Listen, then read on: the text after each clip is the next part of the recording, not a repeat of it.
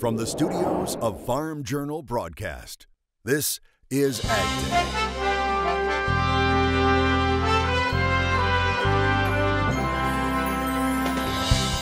Are trade tensions about to thaw? The U.S. and China would resume trade talks, and that has put a big pop specifically in the soybean market. Plus, NAFTA discussions move forward. In agribusiness, old crop corn considerations. When you look at basis around the country, it is still wide. Managing weeds from the seat of the combine. And a hot new trend is turning foodie favorites to black. What is it? My thoughts on today's Farm Sense. AgDay, presented by the Chevy Silverado. High-strength steel for high-strength dependability. Good morning, I'm Clinton Griffiths. Can momentum continue following a Wednesday rally in soybeans and wheat on renewed trade talks between the U.S. and China? China and the U.S. saying they will hold lower-level talks later this month. China's Commerce Ministry saying that a vice minister will travel to the U.S. at the invitation of the U.S. Treasury Department to discuss these trade issues. Treasury Undersecretary David Malpass and Chinese Vice Commerce Minister Wang Xiaowen will lead those talks. These are considered lower-level exploratory talks. Talking is always better than not talking. We haven't really had a sit-down with them in quite some time at any level. So who knows, but it's got to be a good thing. Treasury Secretary Steven Mnuchin and Chinese Vice Premier Liu He met in May declaring a temporary truce to tariffs. Those tariffs move forward. Additional talks were held in July to no avail. Also on the trade front, Kudlow says the U.S. and Mexico are making major progress on a new NAFTA agreement, now in its fourth straight week of talks and serious negotiations. Trade officials from Mexico saying the list of issues to resolve are no longer chapters, but paragraphs or points. The economic advisor even hinting at some possible progress in trade talks with the European Union. Those talks are hot, they're heated, and they're going rather well. I don't want to say any details or any timetable, but things look better on that front, and by the by, things look better on the EU front as well. So I think the president's initiatives are in process. On Wednesday, the president telling his cabinet he's in no rush for NAFTA 2.0, saying he wants to make the right deal, and if we don't have a breakthrough, don't do the deal. Now, as far as NAFTA negotiation points, Farm Journal Washington correspondent Jim Wiesmeyer says Mexico has reportedly agreed to an increase in the overall amount of North American source content that must be included in each automobile. Mexico also seems willing to accept that a certain percentage of each car must be made by workers making at least $16 an hour. In exchange, U.S. officials will reportedly back away from a proposal regarding the dispute process when it comes to price dumping produce during the U.S. growing season. Also on the table, the sunset clause pushed by U.S. negotiators. The language would end the pact after 5 years unless the parties opt to continue it. Canadian trade officials are on standby to resume their talks with the U.S. shortly after Mexico talks conclude. A new look at the economic health of rural America is out. The latest Rural Main Street Index rising in August for its 7th straight month above growth neutral. The RMI showing the rural Main Street economy is expanding, but outside of agriculture. The survey of rural bankers in a 10-state region also found more than half support cutting recently enacted tariffs. And due to wheat farm commodity prices and income, about a third of bank CEOs report rejecting a higher percentage of farm loans. In a separate economic check, the Purdue Ag Barometer, farmers say now is not the time to expand. It did change and they became more negative.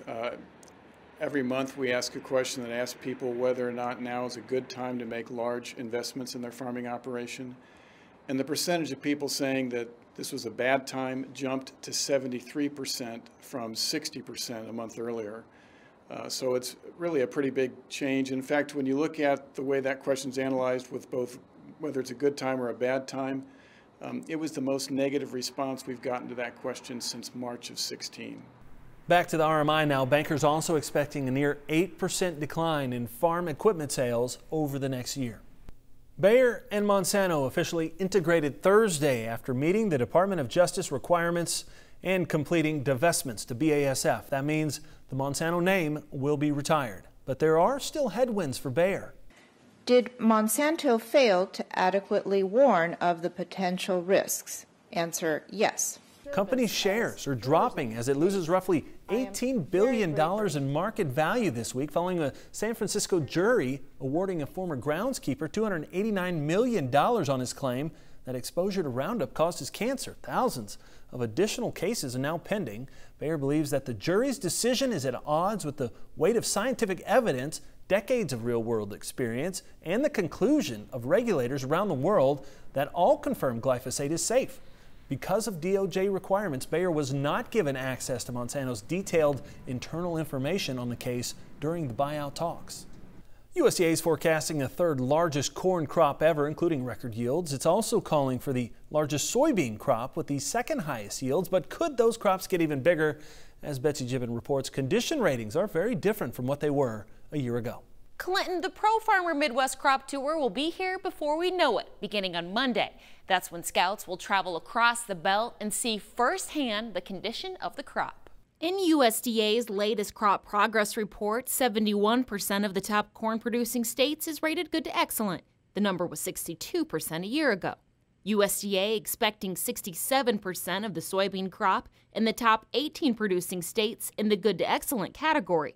A year ago, that number was 59. Put that together with yield estimates from USDA's mid-August report, and USDA is projecting a very large crop. Those are lofty expectations. Now, the goal or purpose of Crop Tour isn't to prove or disprove USDA's August 1 estimates. In fact, all we're looking to do is give a snapshot of what the corn and soybean yield potential is across the Corn Belt during the third week of August. But with expectations being high, the scouts on this tour will head out to the fields to see what they can find. We know the deer counts are record large in the 10 objective states based on what USDA told us, so we anticipate we'll find a lot of ears out there. If we don't, there's something majorly wrong. What we don't know is grain length, and we do know that based on what we've seen, that there is some tip back in some of these areas. How much will be important? You know, we measured more than 2,000 cornfields and 2,000 bean fields, so the part of that equation is, what does our ear count look like relative to last year and to 16 and to 15 and the 3-year average? Scouts may see some differences in the field when it comes to weather, especially since this tour will be conducted much later than when USDA put together their most recent tally. Betsy and I will both be on Crop Tour next week. I'll be reporting from Ohio and Indiana while Betsy covers the western leg. We'll offer comprehensive coverage all week on Ag Day and on our sister site, agweb.com. Be sure to follow us on social, PF Tour 18. When the Crop Scouts head out next week, they'll see a few dry areas in the 7 states they cover. At least that's what the drought monitor is showing. But if the Crop Tour was headed to Missouri, they'd see plenty of drought. Mike Hoffman has details in Crop Comments. Mike. Good morning, Clinton. The just updated drought monitor shows conditions have worsened in Missouri. Nearly 6% is now in exceptional drought. That's the worst category. Last week it was less than 1%. And 55% of the state is in the combined categories of severe, extreme, or exceptional drought. That's 11 points worse than last week. Texas farmers, on the other hand, seeing some improvement. There are still varying degrees of dryness or drought throughout the state. Only 22% is drought-free, but we are seeing a big improvement in the D3 category. 6% is still in extreme drought, but it's down 14 points in that category. And taking a look at the wind speed forecast, you can see a little bit of a breeze from Texas into the Ohio Valley and the eastern Great Lakes. That'll increase in the eastern sections as well as parts of the west as we head through the afternoon hours. Not nearly as much wind as is typical tomorrow morning, but as we head through the day, we'll get a little bit windy in the northwestern plains, northern Rockies, and parts of the southeast. We'll have your forecast coming up in a few minutes, but first, here are some hometown temps. Plan for the unexpected with weather forecast updates. Local forecasts are delivered right to your cell phone each morning, making planning a little bit easier. Just text Weather 6 to 31313 to get started. We'll talk about old crop corn and what to do with grain still in storage. That's coming up in analysis. And later, your combine operator may be important to your weed management program. Details from Kid and Ferry on Farm Journal College TV. Advice, information, ideas, and more. If it's ag tech, it's in the Tech Tool Shed, your unbiased one-stop source for everything ag tech.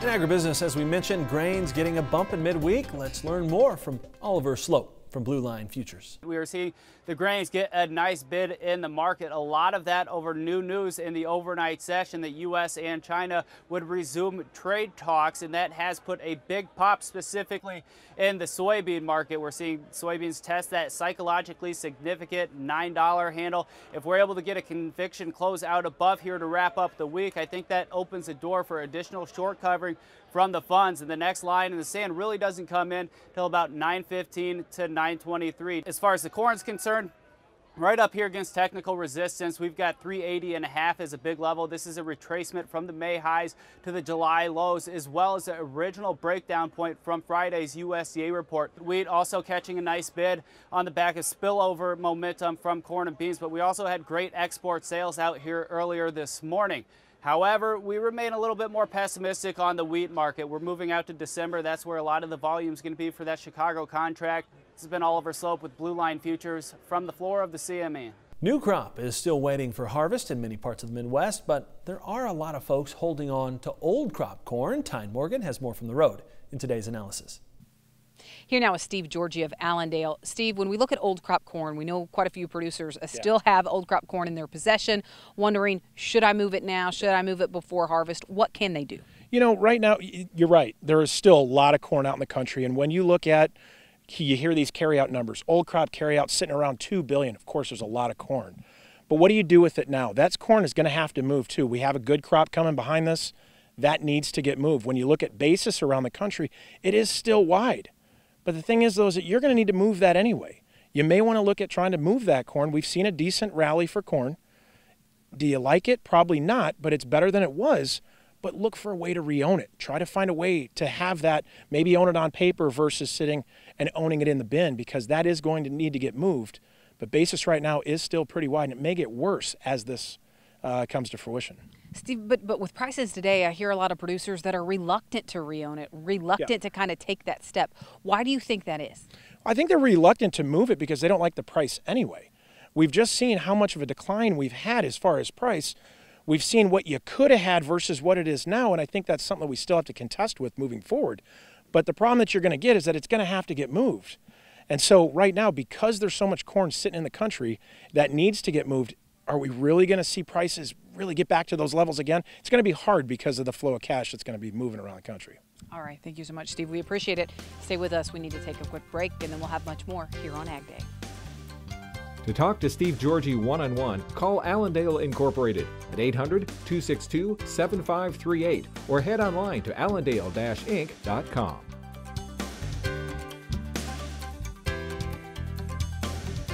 Don't miss the 2018 Farm Progress Show, August 28th through August 30th in Boone, Iowa. Visit farmprogressshow.com for more information and to purchase tickets online.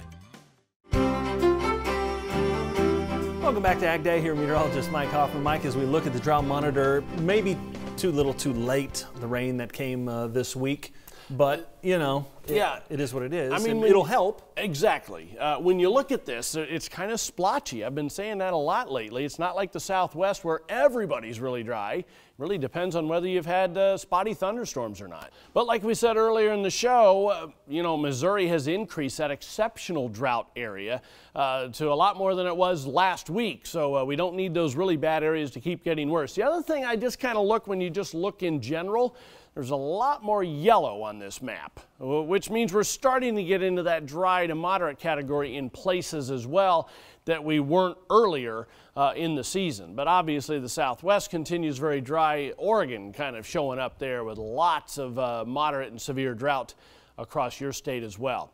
Taking a look at the drought monitor from 4 weeks ago, you can see a lot less yellow in those surrounding areas. We haven't necessarily increased the aerial coverage from Missouri down into Texas. In fact, in Texas, we've diminished it over the past week or so, but we have increased the severity in places, but it's, like I said, kind of spotty across the plain states, and it's just unfortunate certain areas have just missed those good chances for rain. There's the map today, and we have some rain in the eastern Great Lakes, parts of the Northeast, scattered showers and thunder showers in along these two cool fronts Heading through the afternoon hours, you can see how that will increase along those fronts. High pressure bringing in some cooler, drier air to the northern plains.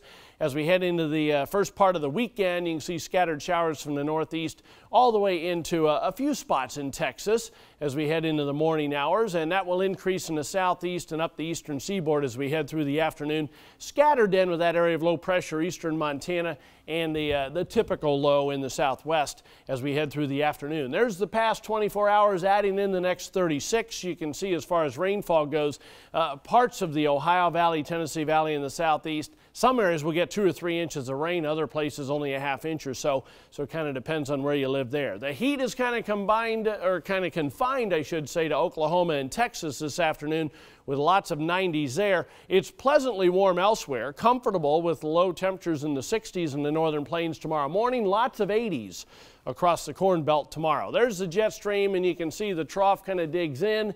That one weakens. A stronger trough digs into the Great Lakes for the middle and latter parts of next week, with more of a trough continuing as we head through the end of the week. That's a look across the country. Now let's take a look at some local forecasts.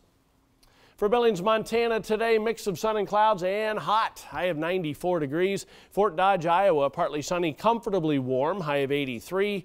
And Augusta, Georgia, humid with a thunderstorm or two, pretty likely, high around 91. When we come back, we'll talk about weed management, how your combine operator may help lead the attack for next season. And later, don't look twice, this food is black on purpose. The hot new trend behind charcoal-infused food coming up on Farm Sense.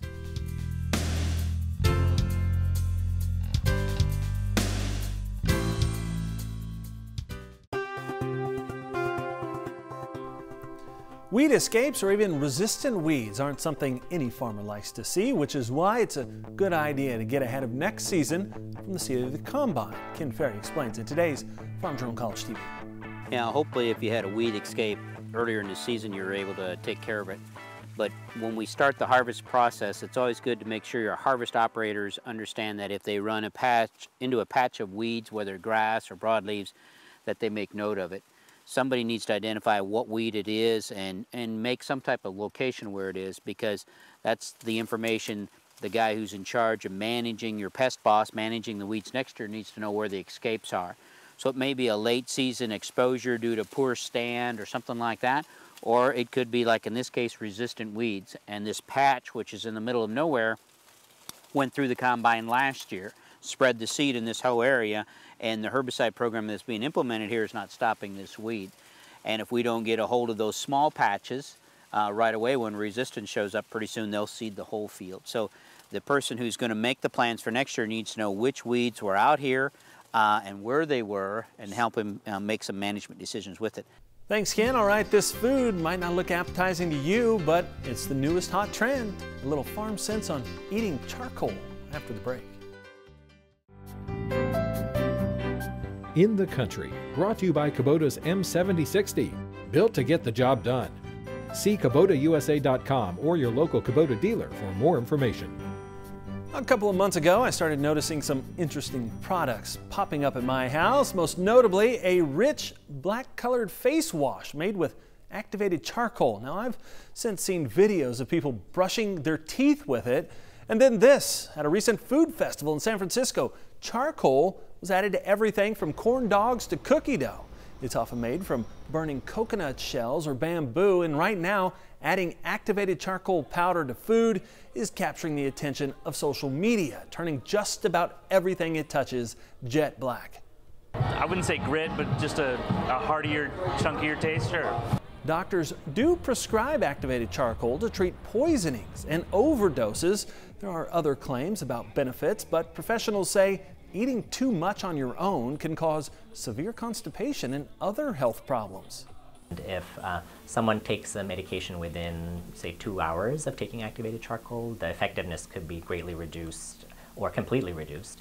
And also, when it's added to all of these foods, essentially a person is not getting any of the nutrients out of those foods, because the vitamins, minerals, other nutrients are being absorbed or held onto by the activated charcoal, and they'll be excreted from the body. So essentially they're not really getting much benefit from eating those foods. Now in June, the New York City Health Department banned charcoal in food because of those concerns, but so far there are no reports of other cities following suit. Now, don't get me wrong, I actually love charcoal, but I enjoy the flavor it gives my burgers and brats, not my ice cream. I have a hard enough time trying not to keep the food from tasting burnt anyway. But hey, if you want to scrub your face or your teeth with charcoal, be my guest. I'll take a pass. That's all the time we have this morning. We're sure glad you tuned in. It's been part of your day with us. From all of us here at AgDay, I'm Clinton Griffiths. Have a great day.